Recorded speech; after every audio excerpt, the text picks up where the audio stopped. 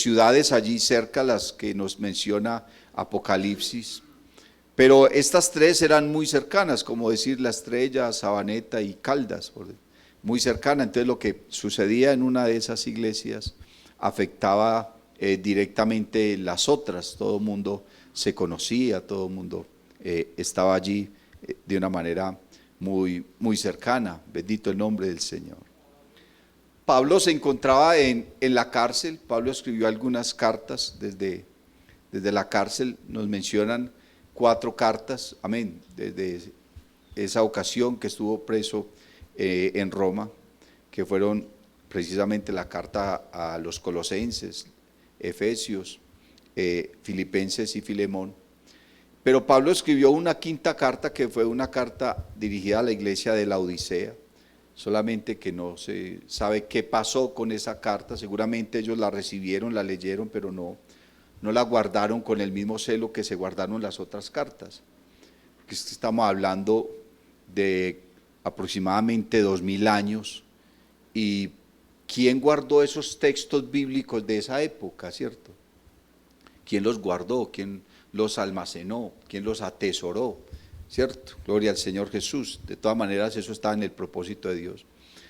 Y seguramente escribió otras más, no solamente esas 4 o esas 5, escribió más, sino que no se sabe. Yo siempre he creído que los apóstoles tuvieron que haber escrito muchas cosas. En ese tiempo no habían medios de comunicación, el único medio de comunicación a distancia eran las cartas. ¿Cuántas cartas pudieron ellos haber escrito, cierto? Testamentos de la palabra, consejos, exhortaciones, doctrina, que no están.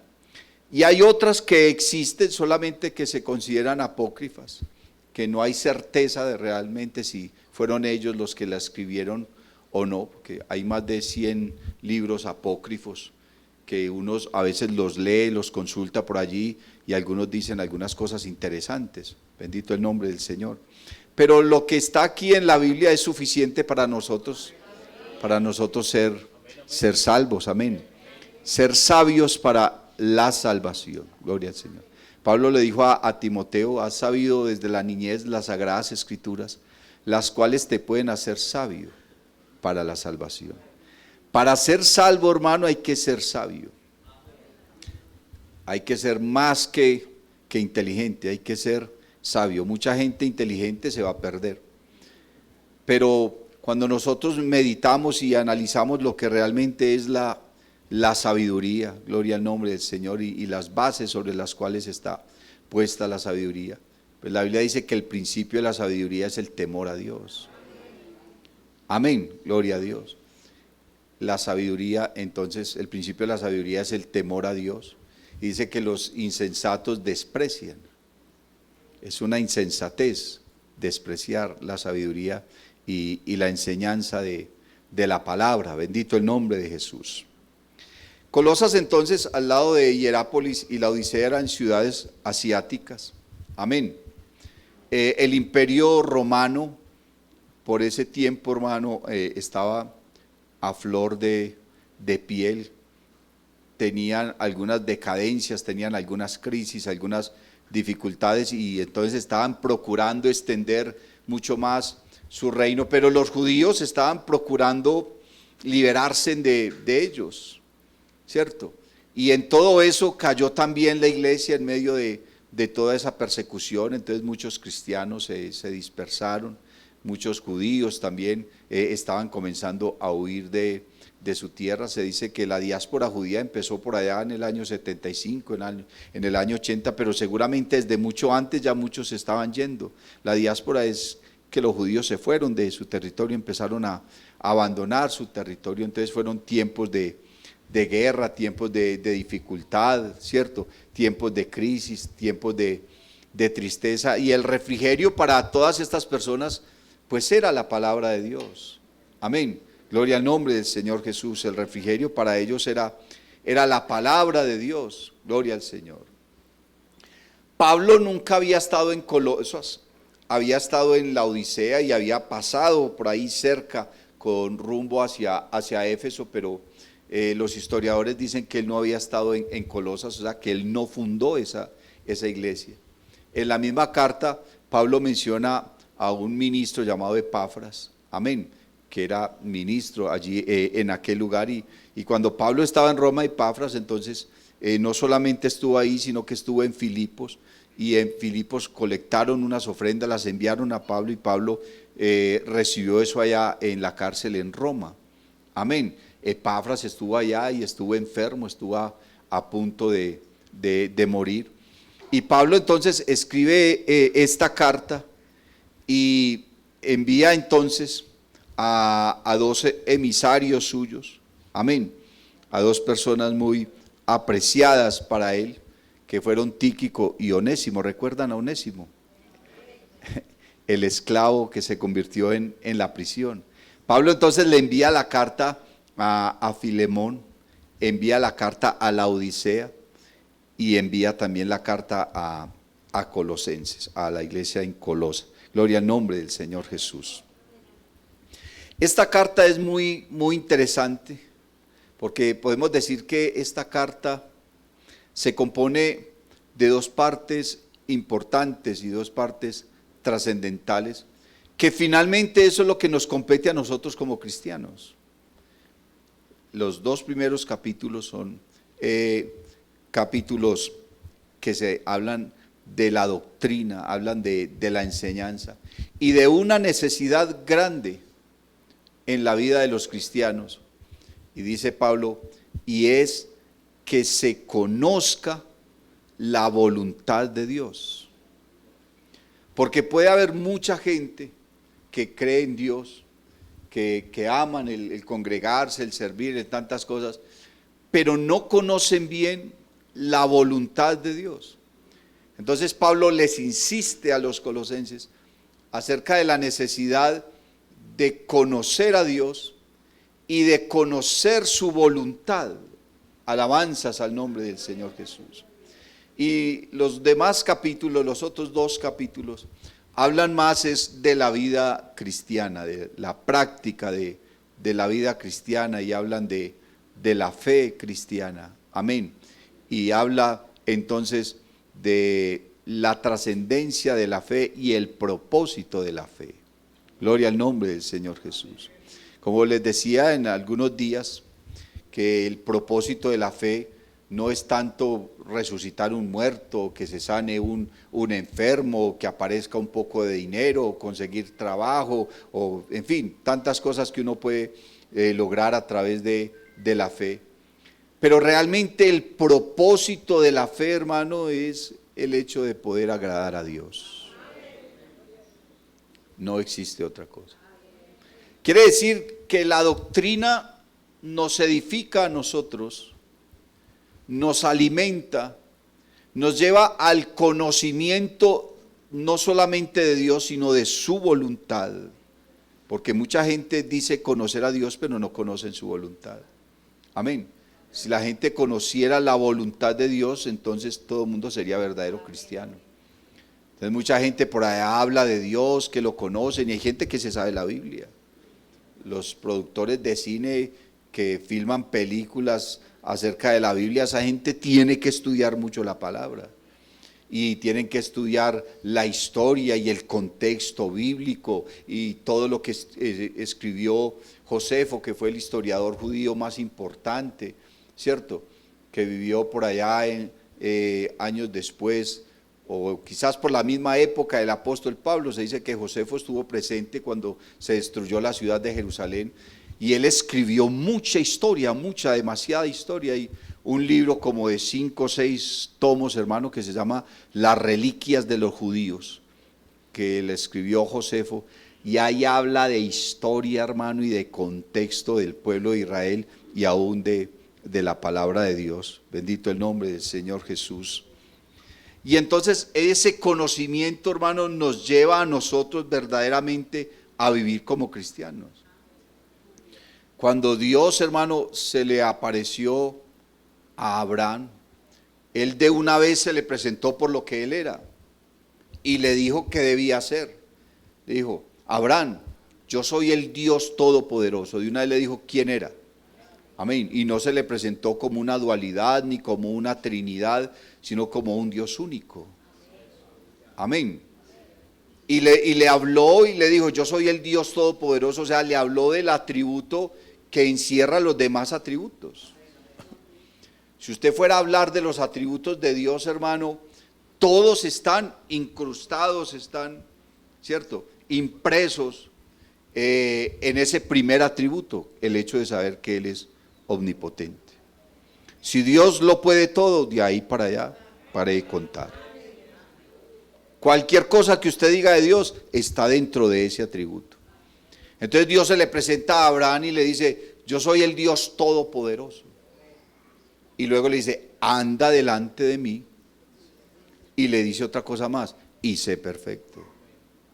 Quiere decir que cuando uno conoce a Dios y cuando uno conoce su voluntad, tiene que mirar muy bien cómo es que anda.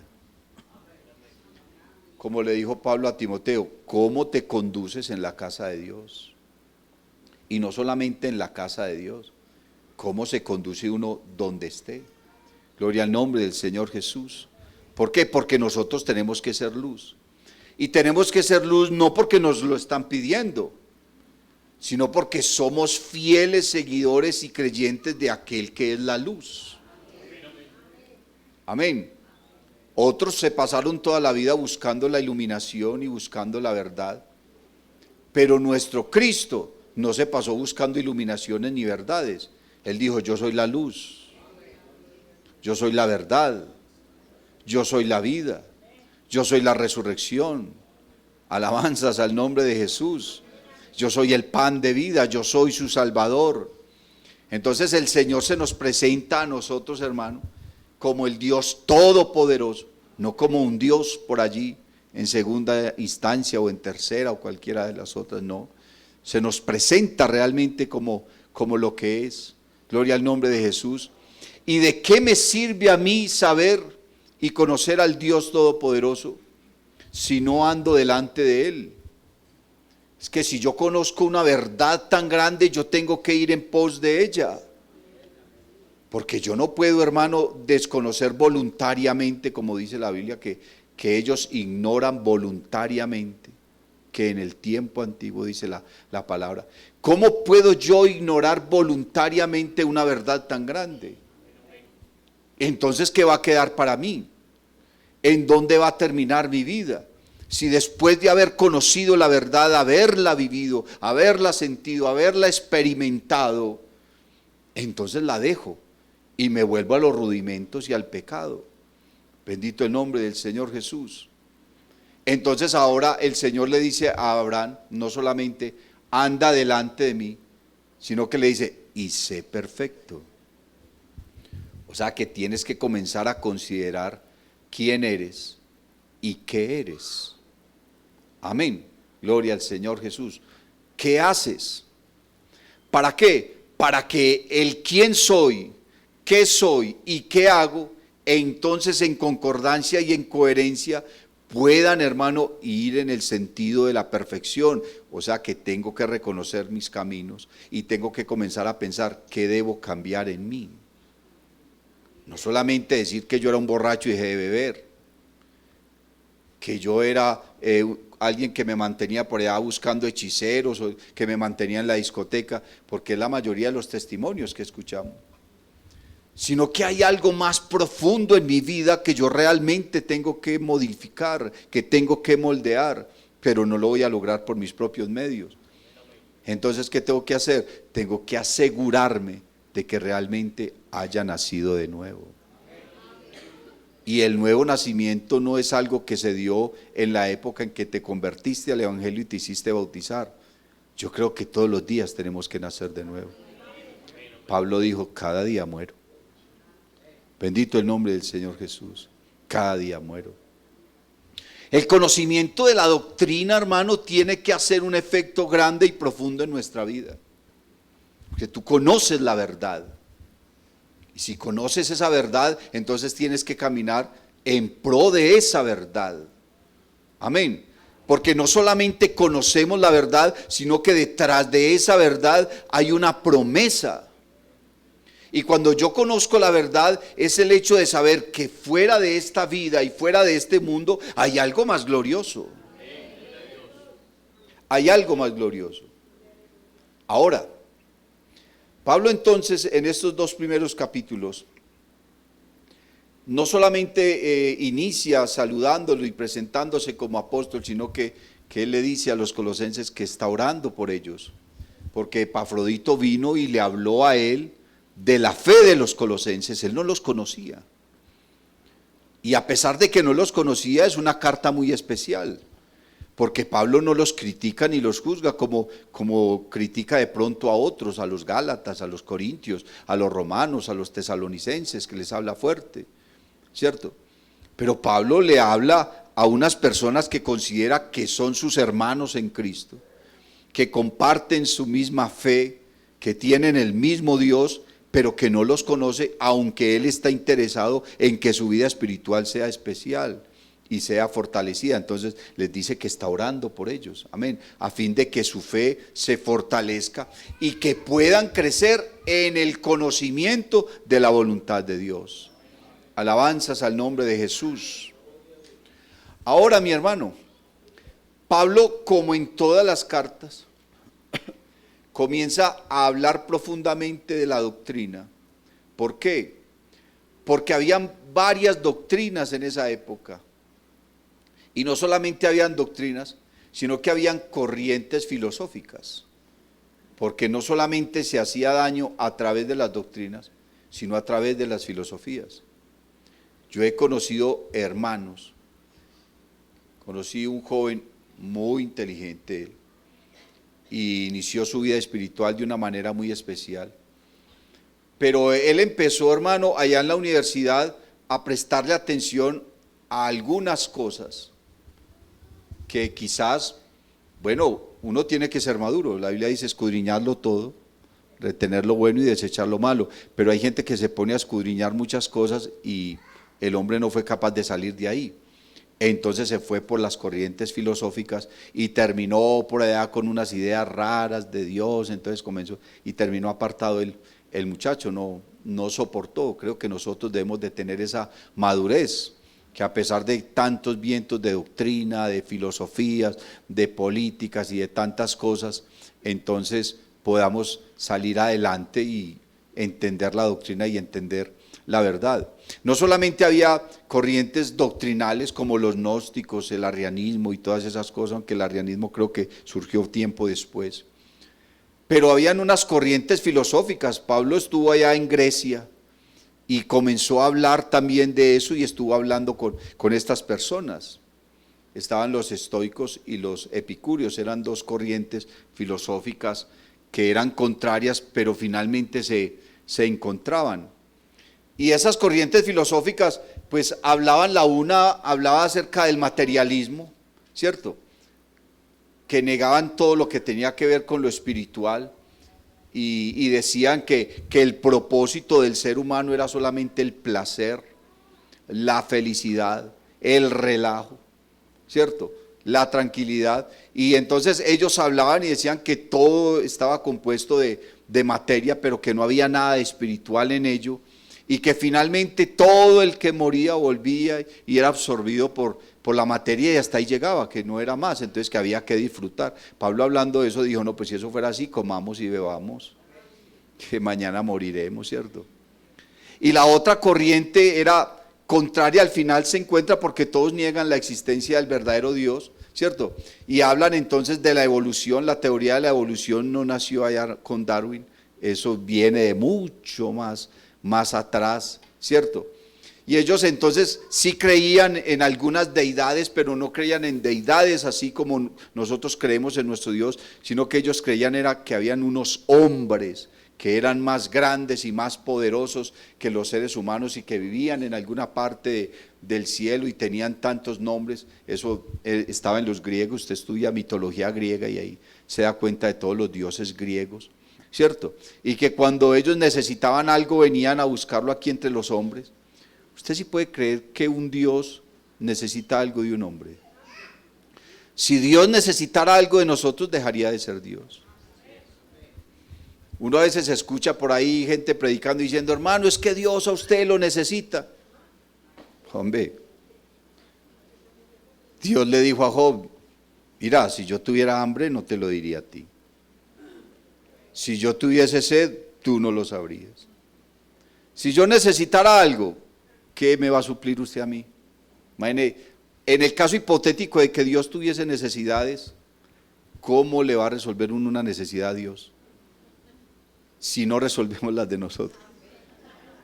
¿Le vamos a resolver algo a Dios? ¿Qué tipo de necesidades puede tener Dios? No, Dios es perfecto, hermano. Pero ellos hablaban entonces de eso, ¿cierto? Y adoraban a esos dioses, los seguían. Pero igual todas esas corrientes filosóficas terminaban negando la existencia y la gloria de nuestro Dios. Bendito el nombre de Jesús. Basado entonces en esas corrientes filosóficas que Pablo ya había enfrentado allá en Grecia, y que seguramente en Colosas estaba sucediendo eso, porque yo no creo que Pablo haya escrito una carta basado en un capricho. Epafras llegó allá hasta la prisión donde estaba Pablo y le dijo: mira, la iglesia en Colosas está así, así, así, está pasando esto, está pasando lo uno, lo otro, estamos predicando esto, pero algunos hermanos se están desviando. Y él les habla de todas esas cosas, le habla a Pablo de todas esas cosas. Entonces, basado en lo que Epafras le dijo, es que Pablo entonces escribe esta carta.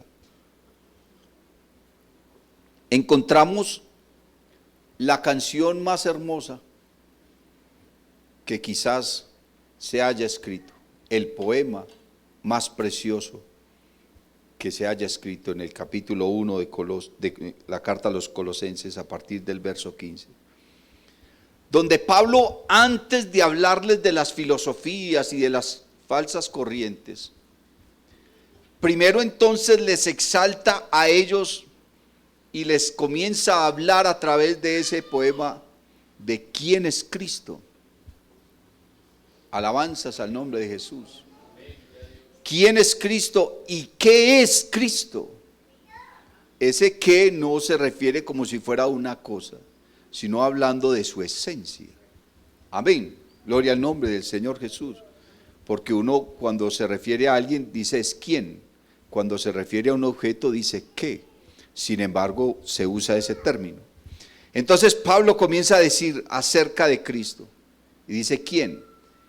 Él es la imagen del Dios invisible. Porque Dios no se puede ver. Nadie lo ha visto jamás.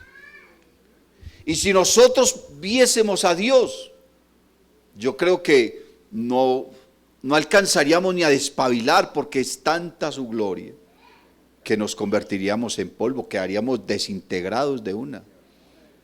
Amén. Algunos, menciona la Biblia, que vieron algunas teofanías del Señor. Teofanías son manifestaciones que se pudieron ver y se pudieron oír. En el Antiguo Testamento Dios se le manifestó a varias personas de diferentes maneras. A Moisés, ¿cómo se le manifestó? Eso es una teofanía. Moisés vio algo y no solamente lo pudo ver, sino que escuchó algo. Entonces, cuando hay una visión, cuando hay algo que se puede ver y se puede oír, ¿cierto? Entonces eso es una teofanía. Bendito el nombre del Señor Jesús. Entonces, como nadie puede ver a Dios y seguir viviendo, y Dios quería habitar entre los hombres, por eso es que Salomón, después de que construyó el templo, y el día de la inauguración se cruzó de brazos allá afuera, y se quedó mirando ese templo, y vio que era un templo muy suntuoso. Imagínense eso forrado en oro, con la mejor madera, las mejores telas. Eso tuvo que haber valido mucho, y muchos años, y quizás la vida de muchas personas se sacrificó allí también, no sabemos, ¿cierto? Pero a pesar de que era tan grande, tan suntuoso, tan rimbombante, ¿cierto? Salomón se quedó mirando y miraba al cielo y miraba al templo. Y dijo, bueno, si a mi Señor los cielos de los cielos no lo pueden contener, ¿cuánto menos lo puede contener esta casa que yo hice? Por muy grande y muy hermosa que haya sido. ¿Cuánto menos lo puede contener esta casa? Entonces se rascó la cabeza y dijo, sí será verdad que Dios habitará con el hombre en la tierra. Porque Dios ya había prometido, a través de Moisés había prometido que iba a venir. El Antiguo Testamento, hermano, habla de la promesa de que Dios iba a venir a esta tierra, y entonces en los evangelios encontramos el cumplimiento de esas promesas. Gloria al nombre del Señor en Cristo Jesús. Por eso es que usted lee en el evangelio de Mateo, hermano, que siempre está diciendo, bueno, y él hizo para dar cumplimiento a lo que dijo el profeta, ¿cierto? Porque él tenía que cumplir y darle cumplimiento a lo que había prometido. Él había prometido a través de Moisés y de los profetas que iba a venir. Entonces Salomón se quedó mirando el templo y dijo, si los cielos de los cielos no le pueden contener, ¿cuánto menos esta casa que yo he hecho? Y entonces dice, ¿sí será que Dios habitará con el hombre en la tierra? Él quizás hasta ni se imaginaba cómo iba a ser esa manifestación de Dios. Pero la manifestación de Dios la conocimos, fue en Cristo. Por eso Pablo dice, indiscutiblemente, o sea, eso no tiene discusión. No hay forma de hacer polémica con eso. Indiscutiblemente, grande es el misterio de la misericordia de Dios. Que Dios fue manifestado en carne, justificado en el Espíritu, predicado a los gentiles, visto de los ángeles, recibido arriba en gloria. Aleluya. Pero dice, visto de los ángeles. ¿Cómo lo pudieron ver los ángeles? Porque usted lee en el libro de Isaías, hermano, el capítulo 5, capítulo 6, que dice que los querubines vuelan alrededor de Dios y tienen 6 alas. Con 2 alas vuelan, con 2 cubren los pies y con 2 cubren el rostro. No lo miran así directamente. El que mire a Dios directamente, se muere. La única manera de nosotros ver a Dios, hermano, es que Él viniera y se hiciera como nosotros. Eso fue lo que no entendió Israel. Israel no entendió eso. Ellos veían a Jesús y decían, tú te crees Dios. No, era al revés. Dios se hizo hombre. Pero dice la Biblia que ellos no conocieron el día de su visitación. El día que Cristo los visitó, el día que Dios los visitó, el día que se cumplió la promesa que la gloria postrera de ese templo sería mayor que la primera. Alabanzas al nombre de Jesús. Ellos no la conocieron, porque ellos iban al templo y no veían que ahí se llenara la casa de humo como en el tiempo de Salomón, aunque ese templo fue destruido, ¿cierto? Y reconstruyeron otro, y ahí fue donde entonces el profeta dijo, la gloria postrera de este templo será mayor que la primera. ¿Por qué sería mayor? Porque Dios en forma humana iba a venir y iba a hacer presencia en ese templo. Y los milagros que Cristo hizo en ese templo, Jesús sanó enfermos en ese templo. Por allá un día se le salió la piedra, hermano, y cogió su riago y tiró todo al suelo y predicó el mensaje más fuerte que Cristo haya predicado. ¡Ay de vosotros, escribas y fariseos hipócritas! Uy, hermano, alguien tan humilde y verlo tan bravo, ¿cómo haría? Que cerráis el reino de los cielos delante de los hombres, de modo que ni vosotros entráis, ni dejáis entrar a los que están entrando. Por esto recibiréis mayor condenación. Insensatos, hipócritas. Uy, hermanos, que antes esa gente no querían crucificar al Señor. Se puede imaginar, hermano, ese día ahí, y cómo sería la autoridad que nadie lo enfrentó. Ahí estaban los sacerdotes, todos los líderes, todos los comerciantes, había gente quizás grande y brava, lo hubieran cogido y de un golpe lo tiraban al suelo, pero esa autoridad del Señor, hermano, no lo enfrentaba a nadie, la gente lo miraba. Ay, ¿qué dirían los apóstoles? Yo creo que esos apóstoles pasaron unos momentos que pensarían, ay, trágame tierra. Ver a su maestro así tan bravo. El día que la gente estaba yendo, hermano, y el Señor les dijo, váyanse si quieren. Y enseguida mira a los discípulos con esa cara, hermano, y ellos allá escondidos. ¿Ustedes qué? Váyanse también si quieren. Uy, hermano, ¿de dónde sacó fuerzas Pedro para decir, uy, Señor, no, pues que nosotros para dónde nos vamos? ¿A quién iremos? Entonces Pablo le dice a los colosenses, que Cristo es la imagen del Dios invisible. La única manera de ver a Dios es mirando a Cristo. Porque es que Dios llega y dice: mirad a mí y sed salvos todos los términos de la tierra, porque yo soy Dios y no hay más. Si miramos y analizamos esas palabras de Dios de manera textual, literal, ¿cómo vamos a mirar a Dios? Y el pueblo de Israel diría: Señor, usted nos dice que lo miremos, pero ¿cómo lo vamos a ver si usted no se puede ver? Usted está escondido, ¿cierto? ¿Dónde te podemos ver? Pero el Señor lo estaba diciendo en forma profética, porque Él se iba a manifestar en carne. Mirad a mí y sed salvos, no solamente el pueblo de Israel, todos los términos de la tierra, porque yo soy Dios y no hay más. Alabanzas al nombre de Jesús. Pablo le está expresando a estos colosenses que Cristo es la imagen del Dios invisible. Y cuando les está diciendo Cristo es la imagen del Dios invisible, es que Dios, hermanos, sí existe y que sí se manifestó en carne y que sí fue real, y que ninguna de esas doctrinas de los gnósticos, hermanos, ni del arrianismo, ni de nada de lo que se estaba levantando era cierto.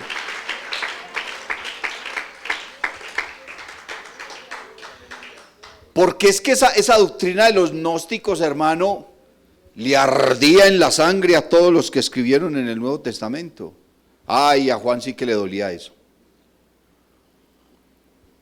¿Usted cree que Juan por qué escribió el Evangelio? Solamente por esa doctrina.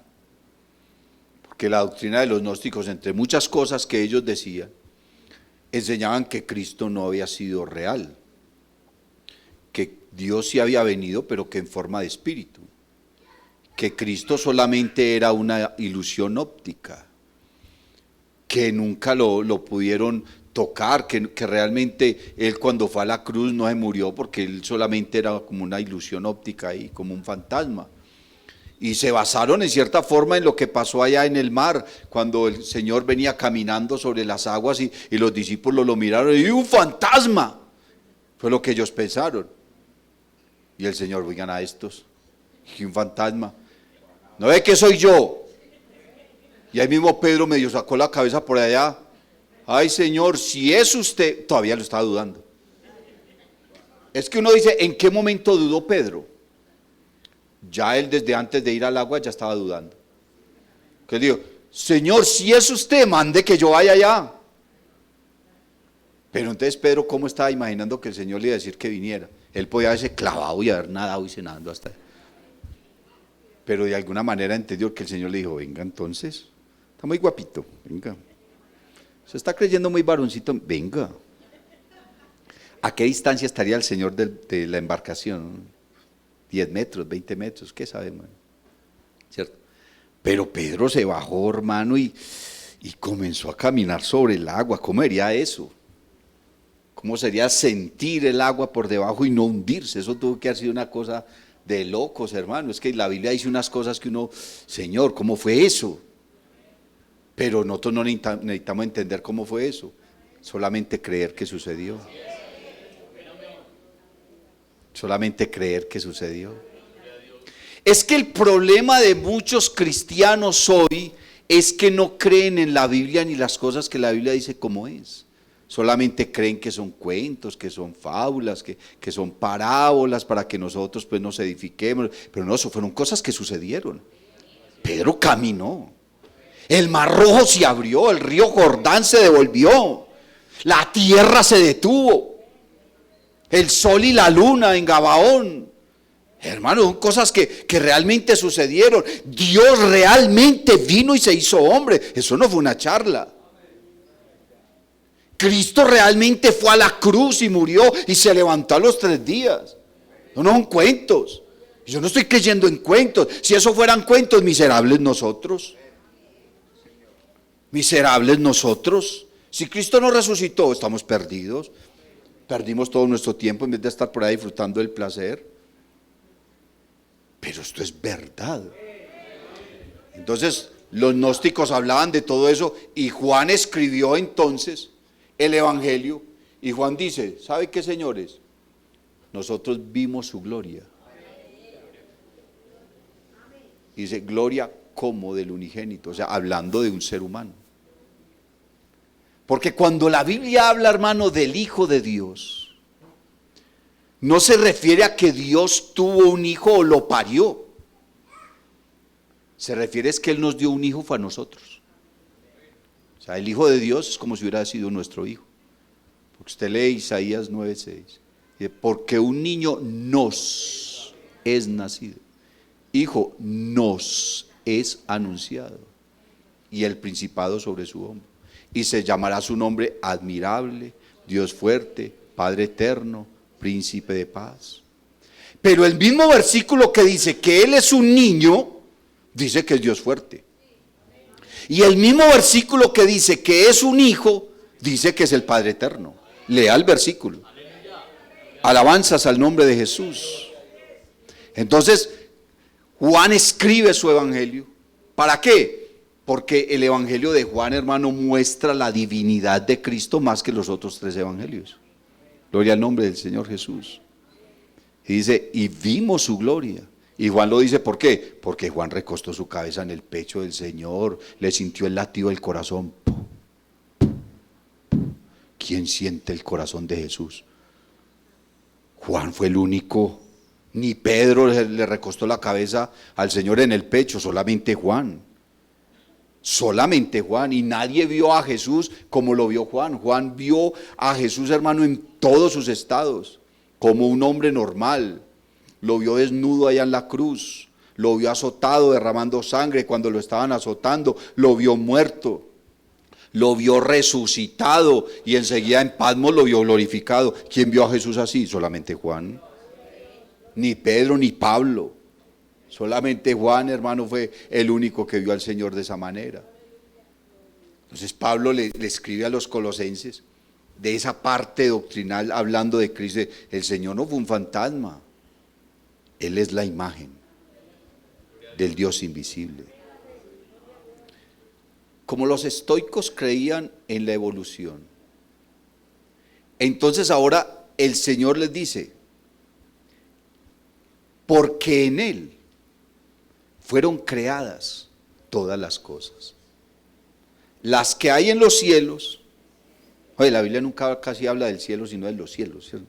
Las que hay en los cielos y las que hay en la tierra, visibles e invisibles, sean tronos, dominios, principados, potestades, todo fue creado por medio de Él y para Él. Y Él es antes de todas las cosas, y todas las cosas en Él subsisten.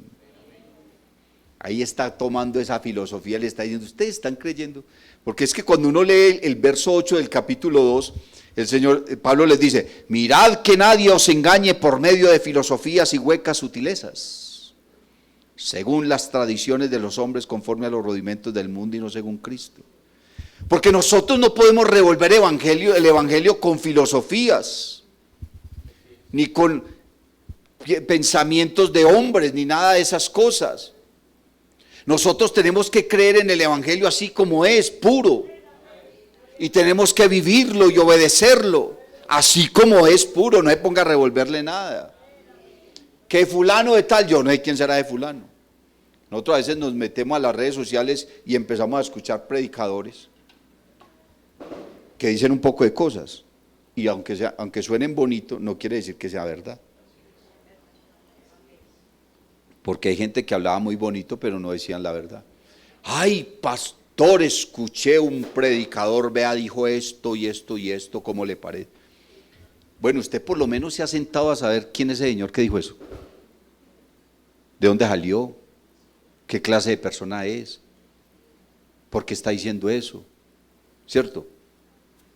Y resulta que terminamos creyéndole a una persona que ni siquiera sabemos quién es. Ni qué clase de cristiano es, si es que es cristiano. Porque nosotros escuchamos un poco de música cristiana y esos cantantes y esos ni siquiera sabemos si son cristianos o no. Yo he visto unos que cantan muy bonito pero se visten como gamines. Salió uno, hermano, sin camisa y con un poco de cadenas cantando, hermano, y uy, qué canción tan linda. Pero cuando uno mira, Señor, que si no dice, uy, ¿este cliente qué? ¿Cierto? Porque es que las cosas deben pesar según quien las diga. Entonces Pablo a través de eso le está diciendo, no coman cuento, no se dejen llevar por vientos de doctrina, no se dejen llevar por filosofía, no se dejen llevar por argumentos, ni por su época, ni por la cultura, ni por nada de esas cosas. Hay que creer en el Evangelio, pero como es el Evangelio, y hay que creer en Cristo, hermano. Si usted necesita un texto contundente de unicidad, ahí tiene el verso 15 y los siguientes. Él es la imagen del Dios invisible. Alabanzas al nombre de Jesús. Y enseguida en el verso 9 del capítulo 2 les dice, porque en Él, o sea en Cristo, porque en el cuerpo de Cristo habita corporalmente, y allí hay una redundancia, dice toda la plenitud, plenitud es todo, dice toda la plenitud de la deidad.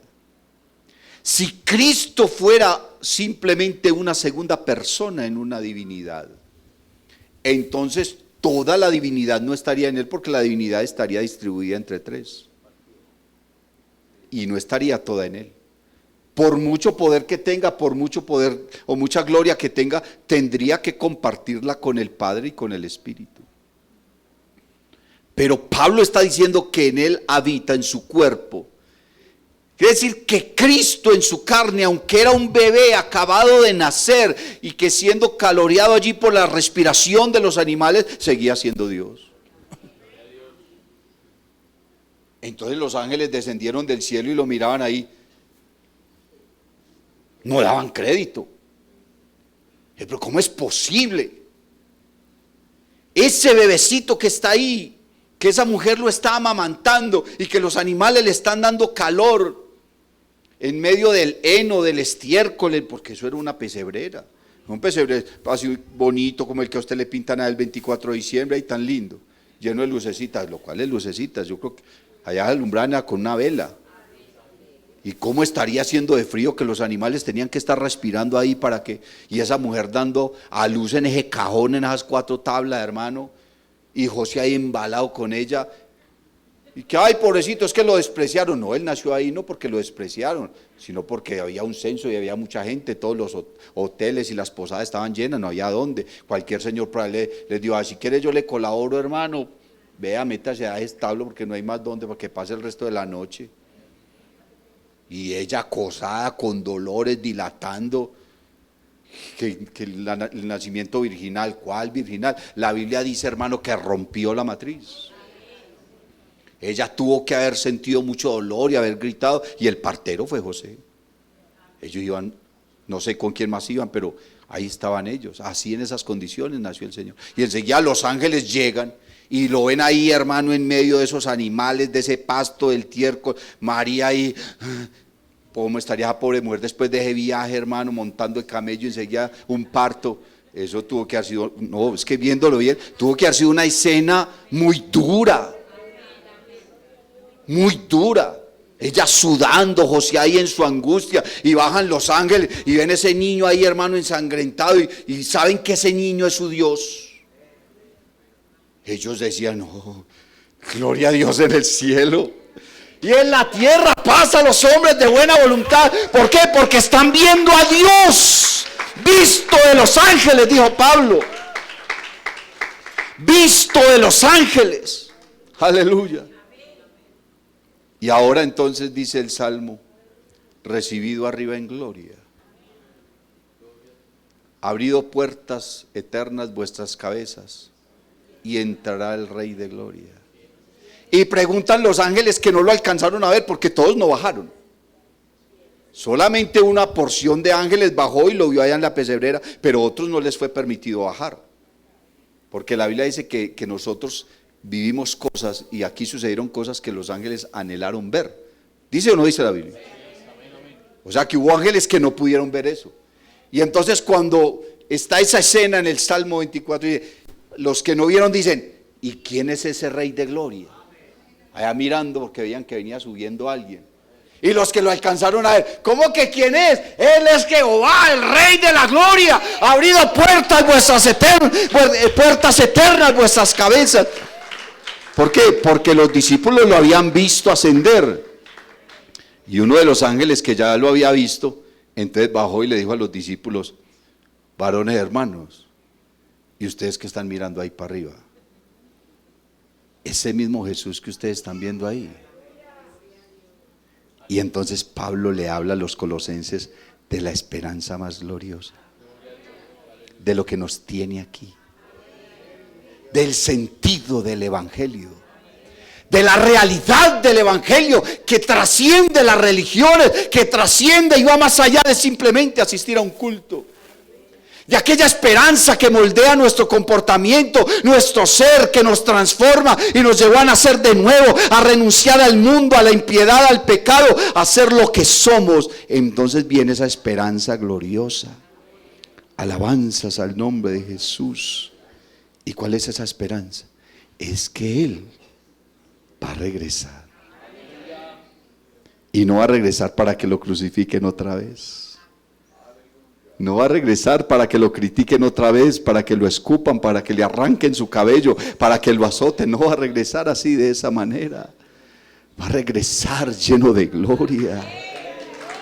Va a regresar en la hermosura de su poder. ¿Quién es este que anda en la hermosura de su poder? Este hermoso en su vestido. ¿Quién es este que viene de Edom, de Bosra, con vestidos bermejos, que anda en la grandeza de su poder? Y el Señor contesta y dice: yo, el que hablo injusticia. Aleluya. No solo he pisado el lagar. Aleluya, dice el Señor. Y de los pueblos nadie fue conmigo. No solo he pisado el lagar, he manchado todos mis vestidos. Él va a regresar lleno de gloria. Aleluya. Y por eso Pablo, después del capítulo 2, hermano, comienza a hablarles a ellos de esa vida nueva, de lo que nosotros tenemos que ser. ¿Qué ser qué? A causa de lo que creemos. Usted tiene que definirse. ¿Qué es lo que cree? Y no solamente qué es lo que cree, porque es que ser cristiano está de moda. Todo el mundo es cristiano. Pero nosotros nos tiene que diferenciar algo. Y es que nosotros creemos algo. Y tenemos que ser coherentes en aquello que creemos.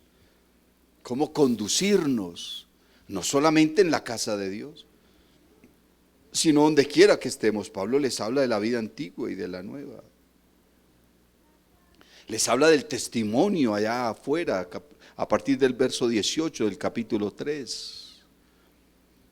Nosotros tenemos que estar bien definidos en lo que somos, en lo que creemos. Y lo que somos y lo que creemos, hermano, entonces tiene que ser el derrotero y la meta y el objetivo. ¿Para qué? Para agradar a Dios, porque la única manera de irnos con Él es si lo agradamos. Y dice la Biblia: y si retrocediere, no agradará a mi alma. Tu vida, hermano, tiene que ser algo que lleve a Dios a agradarse. Que Dios te mire y Dios piense, hermano, alabanzas al nombre de Jesús, como pensaba de David. La Biblia no dice que David tenía el corazón de Dios, porque nadie tiene el corazón de Dios. Dice que era conforme al corazón de Dios. O sea, que David era como Dios quería que él fuera. ¿Y qué me dice Abraham? Que Dios le dice a Abraham: en ti serán benditas todas las familias de la tierra. No le está queriendo decir: por usted todo el mundo se va a salvar. No, le está diciendo es: todos los que crean en mí, como tú lo has hecho, entonces serán benditos. Recuerde esa palabra bendito. Esa palabra bendito en el contexto bíblico se refiere a salvos. Venid benditos de mi Padre, heredad del reino preparado para vosotros. Apartados de mí, malditos hacedores de mal. La palabra bendito: bendeciré a los que te bendijeren, y a los que te maldijeren maldeciré.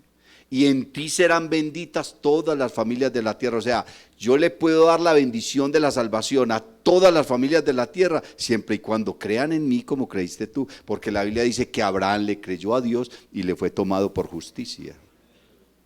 ¿Y cuál es la justicia de Dios? Porque en el Evangelio la justicia de Dios se revela por fe y para fe. Cuando dice que se revela, no está hablando de rebeldía, sino a manifestación, a quitar el velo. Se mostró, salió de lo oculto, salió de lo escondido. El misterio que estaba escondido, la dispensación que estaba escondida para los hombres, a nosotros nos ha sido revelada. Y le dice Pablo a los romanos, ¿para qué nos reveló Dios eso a nosotros? Le dice Pablo a los romanos, para que obedezcan a la fe.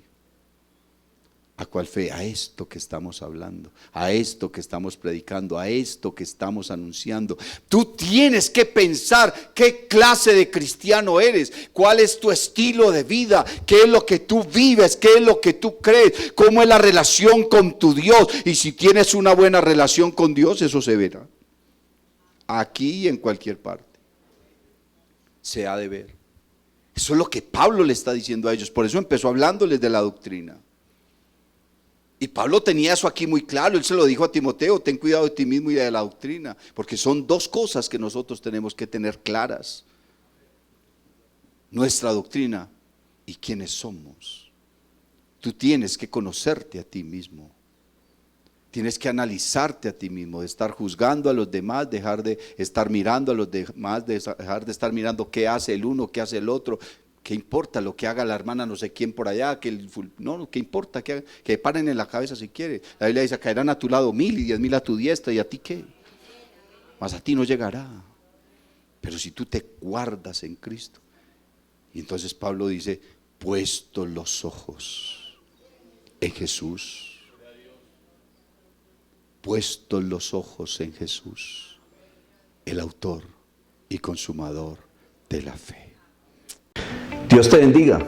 Si te ha gustado esta predicación, te invito para que visites mi canal en YouTube y en Facebook, Eduard David Tabord. Suscríbete y activa las notificaciones. Estoy seguro de que esta palabra será poderosa para tu vida.